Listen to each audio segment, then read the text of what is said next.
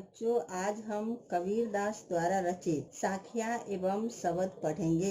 निर्गुण काव्य धारा के सर्वश्रेष्ठ संत कवि कबीरदास द्वारा रचित साखियाँ संकलित की गई है। साखी शब्द का अर्थ है प्रत्यक्ष ज्ञान। यह प्रत्यक्ष ज्ञान गुरु शिष्य को प्रदान करता है। संत संप्रदाय में अनुभव एवं ज्ञान के महत्व पर बल दिया गया है। जगह जगह भ्रमण कर प्रत्यक्ष ज्ञान प्राप्त कर कबीर जी का अनुभव क्षेत्र विस्तृत हो गया था। इसलिए उनके द्वारा रचित साखियाँ में अवधी, राजस्थानी, भोजपुरी और पंजाबी भाषाओं के शब्दों का प्रभाव स्पष्ट दिखाई पड़ता है। इनकी भाषा को सभुकरी कहा गया है। कविता की प्रथम पंक्ति है, मान सरोवर सुभर जल, हंसा केली कराही, मुक्ता फल मुक्ता चुगय, अब उरी अनंत न जाही। प्रस्तुत साखी में भगवत प्रेम का वर्णन किया गया है। भक्त ईश्वर भक्ति में लीन हो जाते हैं जब ज्ञान रूपी जीव मन रूपी सरोवर में विहार करता है और वहाँ वह मुक्ति रूपी मोतियों को चुगता है, तब उसे और कहीं भटकने की आवश्यकता नहीं पड़ती। जीव को जब ईश्वर प्रेम की प्राप्ति हो जाती है, तब जीव इधर उधर नहीं भटकता। वह सांसारिक मोह माया के बंधनों से मुक्त हो जाता है। वह सदैव आनंद में मग्न रहता है। इस साखी में कबीर जी ने आत्मा परमात्मा के संबंध का रहस्य समझाया है।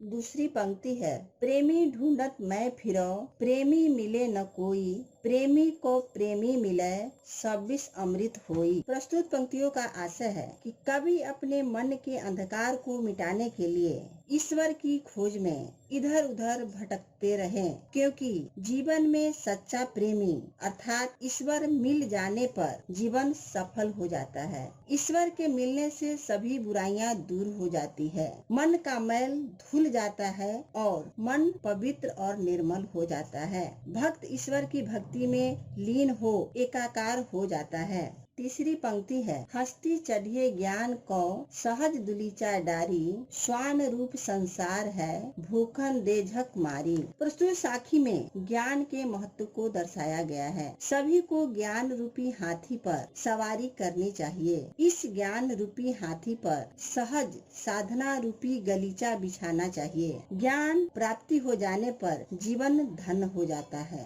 कवि ने इस संसार की तुलना कुत्ते से इसलिए की है क्योंकि जिस प्रकार कुत्ता इधर उधर घूमता रहता है और भौंकता रहता है, ठीक उसी प्रकार इस संसार में अज्ञानी लोग बेकार में अपना समय नष्ट कर देते हैं और कुत्ते की तरह निरर्थक जीवन व्यतीत करते हैं।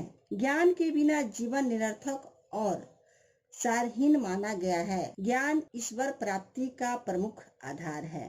चौथी पंक्ति है, पखा पखी के कार ने सब जग रहा भुलान, निरपक होई के हरि भजय, सोई संत सुजान। प्रस्तुत पंक्तियों का आशय है कि इस संसार के लोग पक्ष विपक्ष के कारण भुलावे में पड़े हुए हैं। जो किसी पक्ष के साथ जुड़ जाता है उसे उसमें अच्छाइयाँ ही अच्छाइयाँ नजर आती है, जबकि दूसरे पक्ष की अच्छी बातें भी उसे बुरी ही नजर आती है।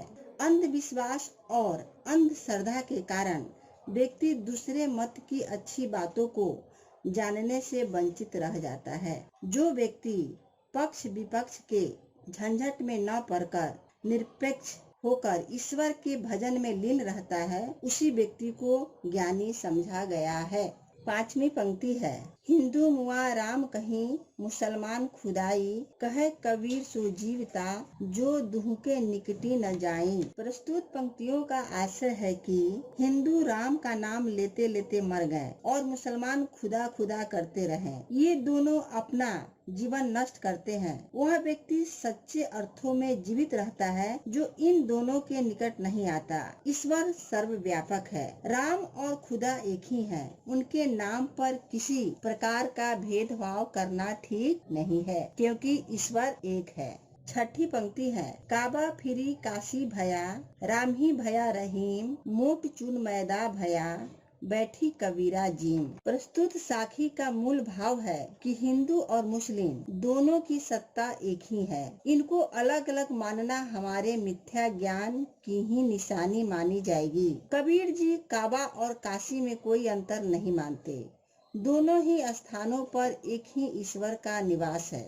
जिस प्रकार गेहूं को पीसकर आटा बनाया जाता है और उसे अधिक बारीक पीस दिया जाए तो वह मैदा बन जाता है, आखिर वह है तो आटा ही। ठीक उसी प्रकार परमात्मा को चाहे राम के नाम से अथवा अल्लाह के नाम से पुकारते हैं, लेकिन दोनों एक ही है। 7वीं पंक्ति है, ऊंचे कुल का जन्मिया, जे करनी उच्च होय, सुबरन कलश सुरा भरा, साधु निंदा सोई।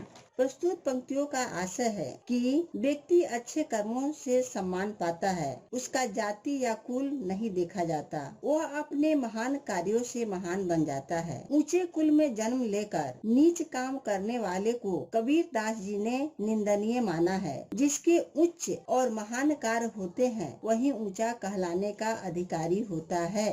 बच्चों, आज की कक्षा यहीं समाप्त होती है। कल हम लोग शब्द के बारे में पढ़ेंगे।